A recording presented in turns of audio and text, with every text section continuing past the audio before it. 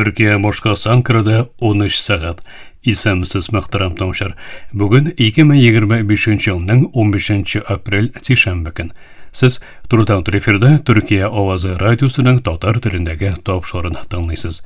Безнең программа 16 метрлы кыска дулкынның 17615 кГц ышылыгыннан 42 дәрәҗә көнчыгыш юнәлешендәге Түрксат 3А һәм Түрксат 4А ярышнары белән www.trtdinna.com интернет адресы аша һәм кесә телефоннарының TRT-Dinna тыңла кушымтасыннан Voice of Turkey Вот East радио каналыннан тапшыла. Тапшырыбызның бүгенге чаралышында соңгы хәбәрләрдән соң Төркиядә туризм атналыгы, Татарстан хәбәрләре һәм буларны беләсезме язмаларын тәкъдим итәрбез.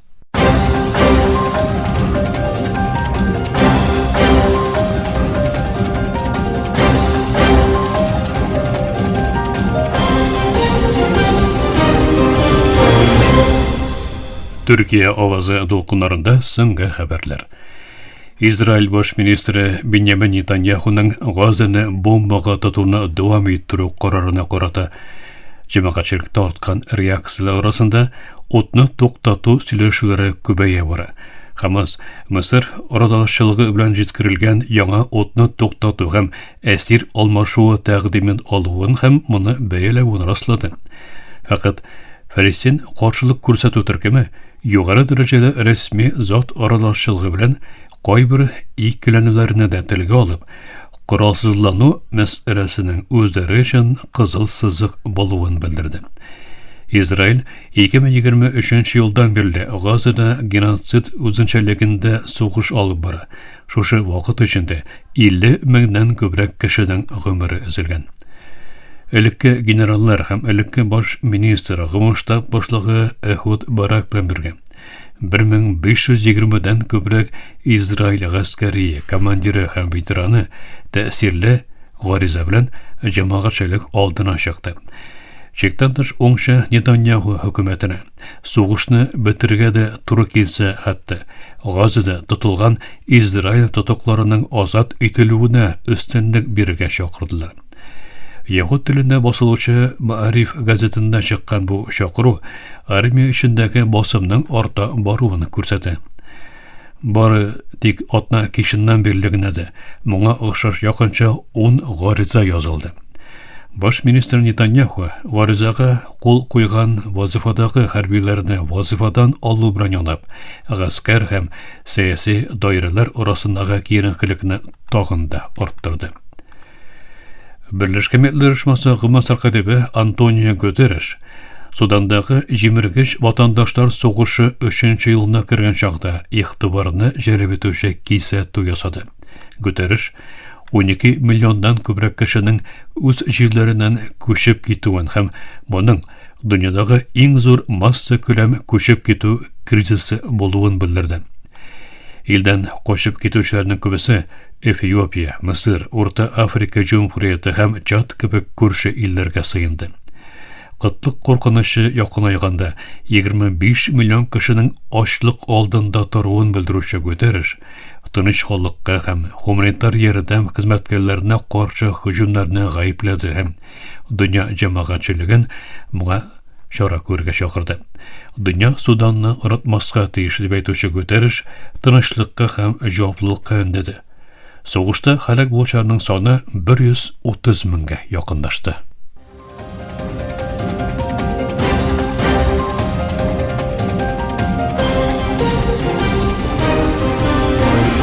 Türkiye авазы дулкыннарында соңгы хәбәрләр тыңлыйсыз.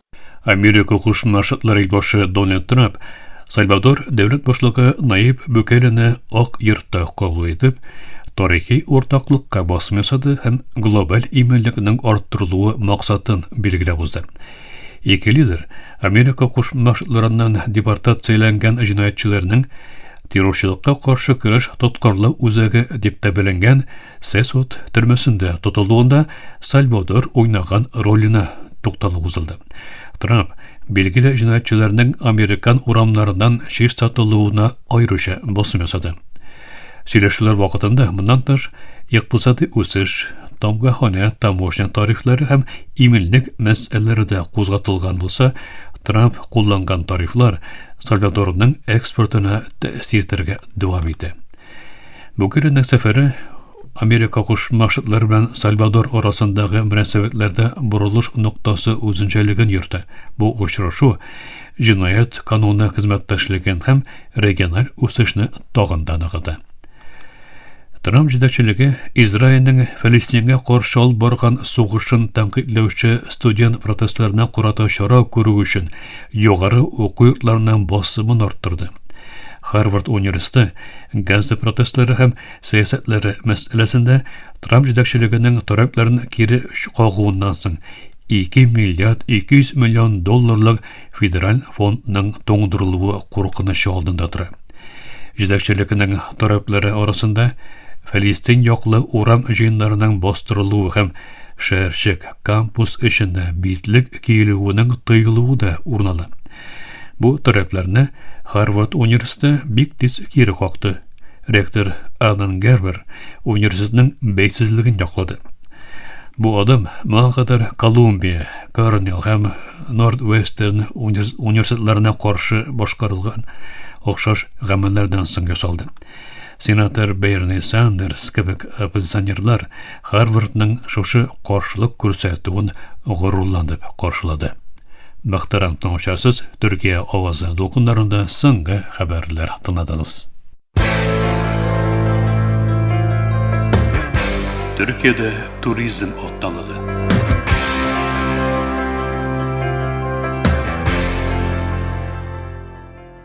Дөньяда 20-нче гасырда арткан туризм эшчәнлеге төрле ил ватандашларының яңа урыннарны һәм мәдәниятләрне тануына һәм еллык ялларын башка урыннарда үткәрү мөмкинлеген бирә. Бүгенге көндә мәдәнияттан диңгезгә, сәламәтлек саклаудан спортка кадәр бик күп тармакта туризм үскән чакта Төркиядә туризм өлкәсендә эшчәнлеген тыгыз рәвештә алып бара. Географик өстенлеге аркасында Төркия 4 фасыл буе туристларның игътибарын җәлеп итә. Сәламәтлек саклау туризмы өлкәсендә исә Төркия дөньяның алдынгы илләрдән берсе. Дөньяның әйдәп баручы туризм мәркәзләреннән берсе булуны максат итеп куйган Төркия өчен бәйләнешле дәүләт оешмалары, шәхси тармак, илнең үз ихтыяры, волонтер туризм илчеләре, ватандашлар һәм Төркиядән яхшы хатирәләр белән киткән туристлар үз өлешен кертә. Яңа ял итү планнары ясалган шушы көннәрдә саф табигаты, матур пляжлары, меңләгән елларга караган мәдәни байлыгы, музейлары һәм мәшһүр төрек ризыклары белән Төркия дөньяның 4 бер ягыннан туристларны көтә. Төркиядә туризм отталыгы.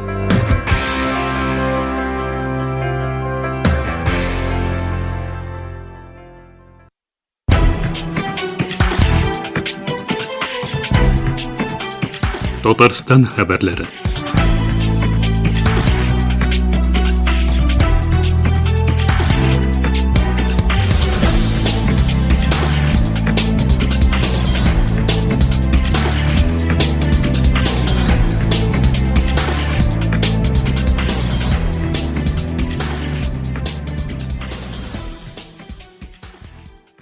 Татарстан рәисе Рөстәм Миңнеханов 2025 елның март нәтиҗәләре буенча Россия төбәкләре башлыклары медиа рейтингында 6-нчы урынны алды. Медиалогия порталы мәгълүматларына караганда, әлеге рейтингта 1-нче урынны Мәскәү мэры Сергей Собянин алган. 2-нче урында Мәскәү өлкәсе губернаторы Андрей Воробьев, Курск өлкәсе губернаторы Александр Хейнштейн 3-нче урынга ия булды. 2025 елның 1-нче кварталында Татарстанда 546,800 тонна сөт җитештерелгән. Бу узган елның шушы чоры белән чагыштырганда 3,9%-ка күбрәк. Татарстан 2026 елга сөтнең планлы үсеше иң зур булган төбәк булып тора. Республика шулай ук 2024 ел белән чагыштырганда 2030 елга сөт җитештерүне планлы үстерү буенча төбәкләр унлыгында 1-нче урында.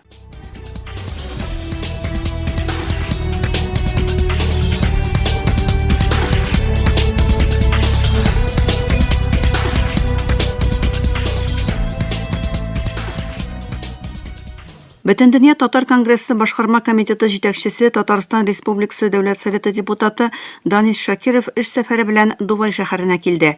Биредә ул шейх Абдулла Исмаил Әл-Камали белән очрашты. Очрашу вакытында Данис Шакиров һәм Исмаил Әл-Камали ике яклы хезмәттәшлекнең әһәмияте турында сөйләштеләр. Шейх Дубайда милли бәйрәмебез Сабан туйны югары дәрәҗәдә оештырган өчен рәхмәтен белдерде. Ул әлеге чараның төрле халыклар арасындагы дуслыкны, мәдәни элемтәләрне ныгытуда зур роль уйнаганын ассызыклады. Шулай ук сөйләшү барышында яклар Татарстан Республикасы белән Берләшкән Гарәп Әмирлекләре арасында җылы һәм ышанычлы мөнәсәбәтләр урнашуын билгеләп үттеләр. Быел федераль Сабантуй 13-14 июньдә Якутия Республикасы Хангалас районы Орто Дойду мәйданчыгында узачак. Бөтендөнья Татар конгрессы башкарма комитеты җитәкчесе Данис Шакиров сүзләренчә, бәйрәм барлык милли гореф-гадәтләрне, үзенчәлекләрне саклап, югары дәрәҗәдә оештырылачак. Сабантуйда 11 төрле милли уен оештыру каралган. Алар арасында тауга менү бәйгесе дә бар. Бу төр ярышта быел Сабантуйда рекорд куярга телиләр. Сабантуйда тауга менү, уктан ату һәм таяк тарту кебек борынгы милли уеннарыбыз торгызылачак. Тауга менү буенча рекорд куярга телибез. Россиянең төрле төбәкләреннән 500 вәкил бер үк вакытта тауга менәчәк. Монда җирлек таулы, әлеге табигый үзенчәлекне дөрес кулланырга кирәк дип сөйләде Бөтендөнья Татар конгрессы башкарма комитеты җитәкчесе Данис Шакиров. Аның сүзләренчә, тауга менү уены безнең илнең кайбер республикаларында бүгенге көндә дә сакланган. Әлеге мәсьәләгә милли уеннар, бәйгеләргә аерым игътибар итәчәкбез. Һәр бер уенның үзенең тарихы, кагыйдәләре бар. Без аларны яңадан кубарып, Сабан туенда кулланачакбыз, диде ул.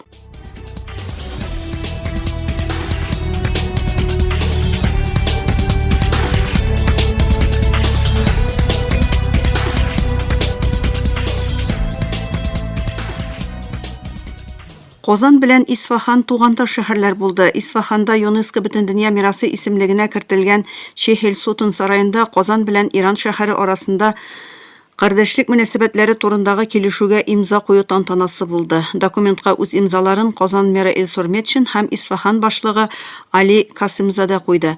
Алар мөнәсәбәтләрне һәр яклап үстерү турында килеште. Шәһәрләр мәдәният, икътисад, туризм, шәһәр төзелеше, экология һәм төзекләндерү өлкәләрендә хезмәттәшлекне үстерергә планлаштыра. Хезмәттәшлек кысаларында Казан һәм Исфахан мәдәни алмашулар, сәнгать күргәзмәләре һәм иҗади чаралар уздырырга ниятли. Бу чаралар халыкка ике илнең тарихы, традициялары һәм мирасы турында яхшырак белергә ярдәм итәчәк. Мерлар шулай ук сәнәгать һәм технология хезмәттәшлек мөмкинлекләре турында фикер алышты. Касымзада Казанны илнең мөһим икътисади, сәяси, мәдәни үзәге дип атады һәм Казан белән кардәшлек, авиатөзелеш һәм металлургия кебек өлкәләрдә хезмәттәшлек өчен яңа мөмкинлекләр ачачагына ышаныч белдерде. 19 апрель көнне Казандагы Туган авылым комплексында Карга боткасы бәйрәме оештырыла. Бөтендөнья Татар конгрессы матбугат хезмәте хәбәр иткәнчә, әлеге бәйрәм балаларны татар милли мәдәнияты белән таныштыруга, борынгы гореф-гадәтләргә, канатлы дусларыбызга, туган ягыбыз табигатенә сакчыл, кайгыртучан караш, ихтирамлылык, мәрхәмәтлелек тәрбияләүгә юнәлтелгән.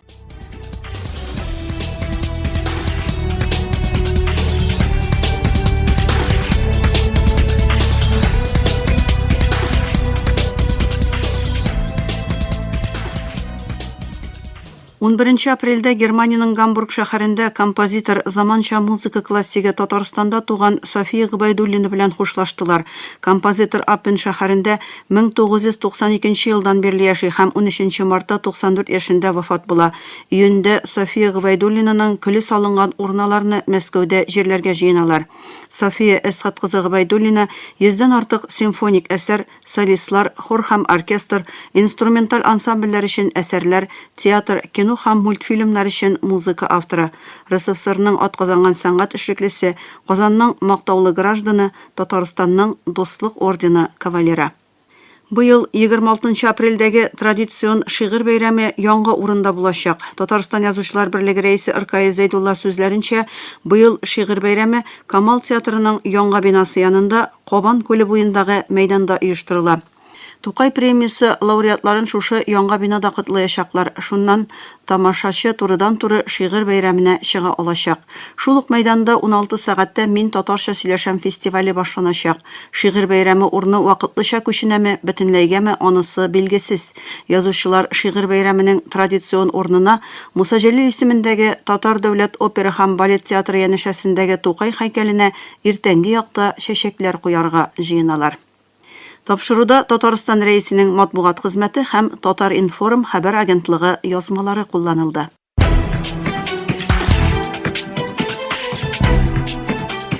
Татарстан хәбәрләре.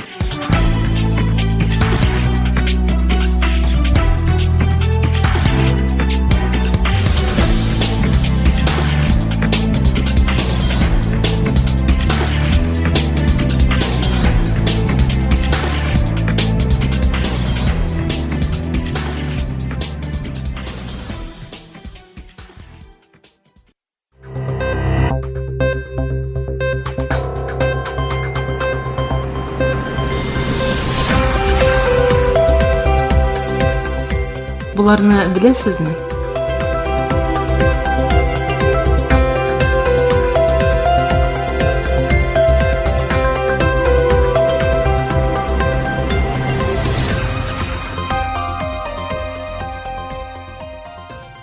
Дөнья күләм танылган пешекчеләр арасында төрек аш-су осталарының да булуын беләсезме?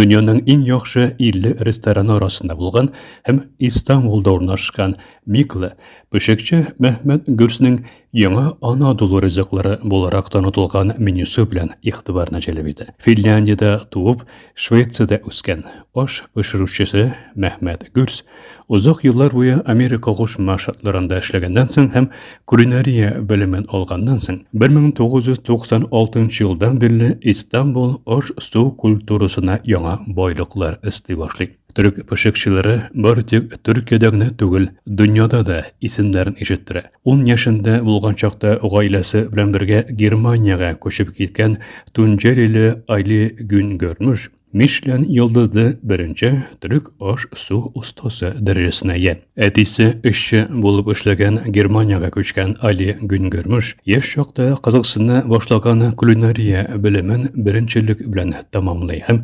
Германиядәге Michelin йолдызлы күп санда ресторанда эшли. Төрек мәдәнияте һәм ризыкларының урам тәмен, ләззәтен кыю рәвештә люкс ашау урыннарына җайлаштырган. 27 яшендә Урта диңгез аш-сулары концепциясе белән үз ресторанын ачкан пешекче биредә Michelin йолдызлы беренче төрек аш-су устасы исемен казана. Германиядә туып үскән 35 яшендәге аш пешерүче Серкан Гүзәл Чобан да дөньяда Michelin йолдызын алган икенче төрек пешекчесе. Денизле әнисенең рецептларыннан илһамланган Гүзәл Чобан ресторанында гастрономия һәм тәм ләззәт кадәр социаль җаваплылыкка да әһәмият бирә. Танылган аш-су устасының ресторан кухнясында һәм хезмәтендә эшләүчеләрнең күбесе физик һәм психик акыл ягыннан мөмкинлекләре шикләнгәннәрдән, гарипләрдән тора. Азияның иң яхшы 50 ресторан арасында 36-нчы урында торган Бангкоктагы бер ресторанның аш бүлмәсендә дә шулай ук төрек ашчысы бар. Болу мәңгән аш пешерү мәктәбен бетергән Фатих Тутак Ирак көнчыгышның төрле ризык культурасы арасына төрек тарихыннан илһам алып булдырган тулысынча төрек Орта диңгез стилендәге менюны кертә алган. Төрек аш-сулары бай төрләре һәм тәм ләззәте белән булганы кадәр сәламәт һәм баланслы туклануга ярашлы, хәтта вегетариан ризыкларына да чыганак була алган мисаллары белән көннән-көн тагын да күбрәк игътибар җәлеп итә һәм сайлап алына.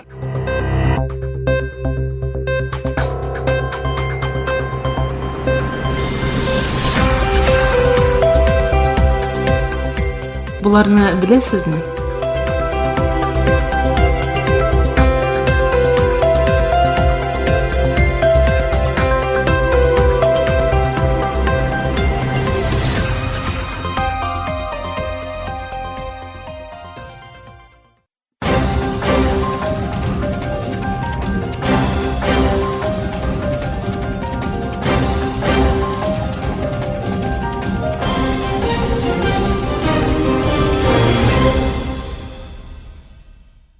Мөхтәрәм тыңлаучылар, Төркия авазы радиосының татар телендәге тапшырулары шушының белән ахырына якынлашты. Безнең программа һәр көн Төркия һәм Казан вакыты белән көндезге сәгать 1дә 16 метрлы кыска дулкынның 17615 килогерц-лыгыннан Төрксат 3 һәм Төрксат 4 ярышны белән www.trtdinna.com интернет адресы аша һәм кесә телефоннарының TRT Dinna тыңла кушымтасыннан Вот из радио каналынан тапшыла. Ярты сәгатьлек тапшыруларыбызның кабатлавын Төркия һәм Казан вакыты белән сәгать кичке 8:40 42 дәрәҗә көнчыгыш юнәлешендәге Төрксат 3 һәм Төрксат 4 ярышлары белән www.trtdinna.com интернет адресы аша һәм кесә телефоннарының TRT Dinna тыңла кушымтасыннан Вот Вест радио каналынан тыңлый аласыз. Әлегә без сезнең белән саубуллашабыз. Эфирдә киләсе очрашуга кадәр.